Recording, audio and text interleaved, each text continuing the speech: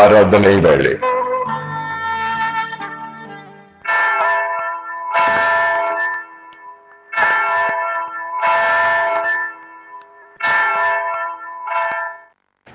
இறைமகன் இயேசு கிறிஸ்துவின் இணையற்ற நாமத்தில் இந்த ஆராதனை வேளை சிறப்பு நிகழ்ச்சிக்கு உங்கள் யாவரையும் வாழ்த்தி வரவேற்கிறோம். கிறிஸ்துவுக்குள் அன்பான சகோதர சகோதரிகளே, ஒரு 2000 ஆண்டுகளுக்கு முன்பாக இயேசு கிறிஸ்து சிலுவையில் அறையப்படுவதற்கு அந்த அந்த வாரங்களிலே ஒரு ஞாயிற்றுக்கிழமையில் குருத்தோலைகளை பிடித்து இயேசுவை ராஜாவாக எருசலேமிலே வரவேற்ற ஒரு நாளைத்தான் இந்த குருத்தோலை ஞாயிறு என்று சொல்லி கிறிஸ்துவர்கள் கொண்டாடுகிறார்கள். அந்த நாளிலே குருத்தோலைகளை பிடித்து இயேசு எப்படி பவனி வந்தாரோ அதுபோல தெருக்களிலே பவனி சொல்லும்படியான ஒரு காரியத்தை செய்து கொண்டிருக்கிறோம். 2000 ஆண்டுகளுக்கு முன்பாக இயேசு எருசலேமிலே வந்தபோது, அதாவது மத்தேயு எழுதின சுவிசேஷம் 21வது அதிகாரம், அதிலே ஒரு சில வசனங்களை வாசிக்கிறேன். இதோ உன் ராஜா சாந்த குணமுள்ளவராய் கழுதையின் மேலும் கழுதை குட்டியாகிய மரியின் மேலும் ஏறிக்கொண்டு உன்னிடத்தில் வருகிறார் என்று சீயோன் குமாரத்திக்கு சொல்லுங்கள் என்று தீர்க்கதரிசியினால் உரைக்கப்பட்டது நிறைவேறும்படி இதெல்லாம் நடந்தது என்று சொல்லி வேதம் சொல்லுகிறது. அப்போ இயேசு கிறிஸ்து பிறப்பதற்கு ஒரு 700 ஆண்டுகளுக்கு முன்னதாகவே தீர்க்கதரிசிகள் அவருடைய பிறப்பு, அவருடைய வாழ்க்கையிலே அவர் என்னென்ன இந்த உலகத்திலே செய்வார் என்பதை குறித்து அவர்கள் தீர்க்க தரிசனமாக அறிவித்திருந்தார்கள். அதைத்தான் இந்த மத்தேயு எழுதின சுவிசேஷம் 21வது அதிகாரத்திலே நாம் பார்க்கிறோம்.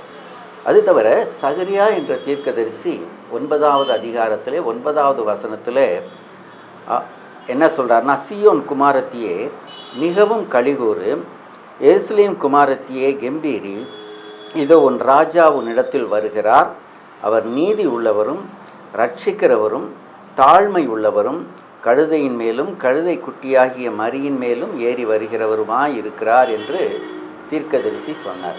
அப்போ இயேசுவை ராஜான்னு சொல்கிறாங்க. அவர் உண்மையிலேயே ராஜாவா என்றால், அவர் வானத்தையும் பூமியையும் சிருஷ்டித்த பிதாவாகிய தேவனுடைய குமாரன். கடவுள் மாம்சமாக இந்த உலகத்திலே வந்தார். அவர் ராஜாதான். வானம் எனக்கு சிங்காசனம், பூமி எனக்கு பாதபடி என்று சொன்னவர். அப்படிப்பட்ட ராஜா, அவர் நீதி உள்ளவர். எதற்காக இந்த உலகத்துக்கு வந்தார்னா, இந்த சகரியா சொன்னார், அவர் ரட்சிக்கிறவர், அவர் தாழ்மை உள்ளவர், அதே வேளையிலே அவர் ரட்சிக்கிறவர். ஏன்னா இன்றைக்கி உலகத்தில் மனுஷனால் விட முடியாத ஒரு காரியம் என்னென்னா அந்த பாவம். அவனுடைய ஆசைகளை அடக்க முடியலை.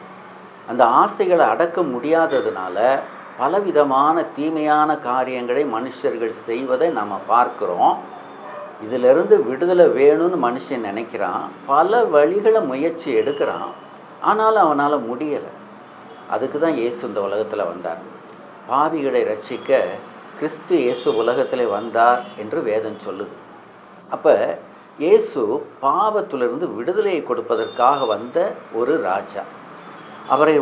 அவரை குறித்து இன்னும் பல அதிகாரங்களிலே வேதத்தில் அவர் ராஜா என்பதை குறித்து மிகவும் தெளிவாக பல இடங்களிலே சொல்லுவதை நாம் பார்க்கலாம். 1 தீமோத்தேயு 6வது அதிகாரம் 15வது வசனத்திலிருந்து சில வசனங்களை நம்ம பார்த்தோம்னா, அவர் எப்படிப்பட்டவராம், அந்த அவரே நித்தியானந்தமுள்ள ஏக சக்கராதிபதியும் ராஜாதி ராஜாவும் கர்த்தாதி கர்த்தாவுமாய் இருக்கிறவர் அப்படின்னு வேதம் சொல்லுது. அவர் நித்தியானந்தமுள்ள ஏக சக்கராதிபதி, ராஜாதி ராஜா, கர்த்தாதி கர்த்தா. அது மாத்திரமல்ல, அவர் ஒருவராய் இருக்கிறவர். இப்போ அவர் மாத்திரம்தான் சிங்காசனத்தில் தனியாக அமர்ந்திருப்பார். அவர் இருக்கிறவராகவே இருக்கிறார். அவர் ராஜா. அவர் கூட யாரும் இருக்க முடியாது.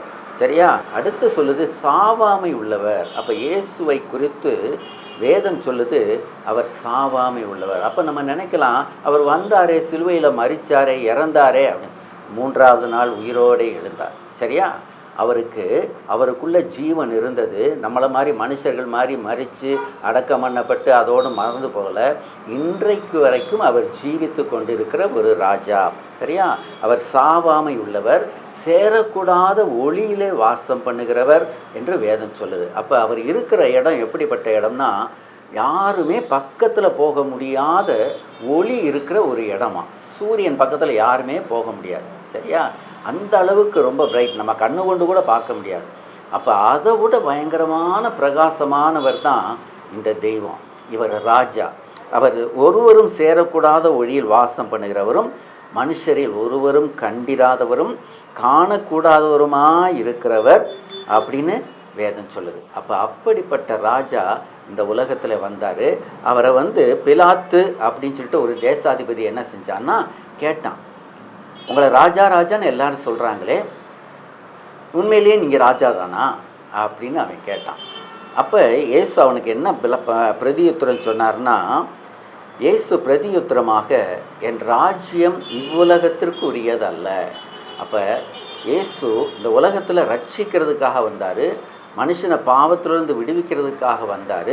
அவர் சொல்கிறாரு, என்னுடைய ராஜ்யம் இப்போ இந்த உலகத்துக்குரியதல்ல, என்னுடைய ராஜ்யம் இவ்வுலகத்துக்குரியதாக இருந்தால் நான் யூதரிடத்தில் ஒப்பு கொடுக்கப்படாதபடிக்கு என் ஊழியக்காரர்கள் போராடி இருப்பார்கள். இன்றைக்கி பார்த்தோம்னா பெரிய பெரிய ராஜாக்கள்லாம் அவங்களோடு கூட பலவிதமான ப்ரொட்டெக்ஷனோடு வந்துக்கிட்டு இருக்காங்க, பாதுகாப்போடு வந்துக்கிட்டு இருந்தாங்க.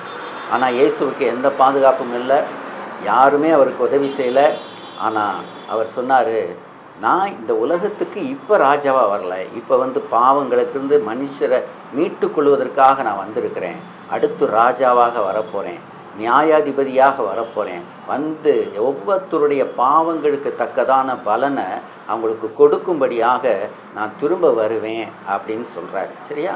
அப்போ இந்த பிலாத்துக்கிட்ட என்ன சொன்னார்னா, நான் ராஜா தான், ஆனால் நான் சத்தியத்தை குறித்து சாட்சி கொடுக்க வந்தேன், நான் சத்தியம் என்னன்னு சொல்ல வந்தேன். சத்தியம் ஒன்று தான் இருக்க முடியும், நிறையா இருக்க முடியாது. பொய் நிறையா இருக்கும். இன்றைக்கி உலகத்தில் அந்த சத்தியத்தை மாற்றுறதுக்கு அல்லது தவறாக பயன்படுத்துறதுக்கு பல பொய்களை யூஸ் பண்ணி மனுஷர் வஞ்சிக்கப்பட்டு கொண்டிருக்கிறத நம்ம பார்க்குறோம். ஆனால் இங்கே கர்த்தர் சொல்கிறாரு, நான் சத்தியத்தை குறித்து சாட்சி கொடுக்க வந்தேன், சத்தியவான் எவனும் என் சத்தம் கேட்கிறான். யாரெல்லாம் சத்தியத்தை விரும்புகிறாங்களோ அவங்க எல்லாம் கர்த்தருடைய இயேசு கிறிஸ்துனுடைய சத்தத்தை கேட்பாங்க. அவங்க கேட்டு அதற்கு ஏற்றபடி நடப்பாங்க. அதனால் கிறிஸ்துவுக்கள் அருமையானவர்களே, 2000 வருஷத்துக்கு முன்பாக இயேசு எருசலேம் வீதிகளிலே ஒரு கோவேறு கழுதையின் மேலும் கழுதை குட்டியாகிய மரியின் மேலும் இதோ உன் ராஜா வருகிறார்னு சொன்னது போல் அன்னைக்கு அவர் அந்த பவனியில் வந்தார். அடுத்து வரப்போகிறாரு, நியாயாதிபதியாக வரப்போகிறாரு. இந்த உலகத்தில் மனுஷருடைய கிரியைகள் என்னென்ன நன்மை செஞ்சோமோ என்னென்ன தீமை செஞ்சோமோ அதற்கு ஏற்ற பலனை கொடுக்கும்படியாக அதே ராஜா மறுபடியுமாக வரப்போகிறாரு. அந்த நாட்கள் சீக்கிரமாக இருக்குது. ஆகையினால் இந்த வார்த்தைகளை கேட்குறவங்க தயவு செய்து இயேசுவுக்கு உங்கள் இருதயத்தில் இடம் கொடுங்க. அவர் ராஜாதி ராஜா, அவர் நம்மை பாதுகாப்பார், நம்மை மீட்டு கொள்வார், பாவத்திலிருந்து நமக்கு விடுதலையை தருவார், ஒரு சமாதானத்தை தருவார், சந்தோஷத்தை தருவார். அப்படிப்பட்ட ராஜாவை நம்முடைய இருதயங்களிலே வரவேற்க வேண்டும். அவர் நியாயம் தீர்க்கும்படியாக வரப்போகிறாரு. ஆகையினால் அவர் எதிர்நோக்கி நாம் அவருக்காக காத்திருப்போம். கர்த்தர் பெரிய காரியங்களை செய்வார். ஜெபம் செய்வோம். எங்களை நேசிக்கிற நல்ல ஆண்டவரே, உம்மை நாங்கள் துதிக்கிறோம், ஸ்தோத்தரிக்கிறோம். இப்பொழுதும் கர்த்தர் நீ கொடுத்த இந்த வசனங்களுக்காக நாங்கள் உனக்கு நன்றி செலுத்துகிறோம். இந்த குருத்தூரை ஞாயிறு அன்று ஆண்டவரே இந்த செய்தியை கேட்கும்படியாய் கர்த்தர் கிருபை செய்திருக்கிறீர். நீர் மறுபடியுமாக வரப்போகிறீர். உம்முடைய வருகைக்கு ஆயத்தமாகி நாங்கள் காத்திருந்து ஆண்டவரே சந்தோஷத்தோடு சமாதானத்தோடு உம்மோடு கூட வர எங்களுக்கு நீர் உதவி செய்ய வேண்டுமாய் ஜெபிக்கிறோம். எங்களை தாழ்த்தி அர்ப்பணிக்கிறோம். துதிகனம் எடுத்துக்கொள்ளும். இயேசுவின் மூலம் ஜெபிக்கிறேன் நல்ல பிதாவே, ஆமென்.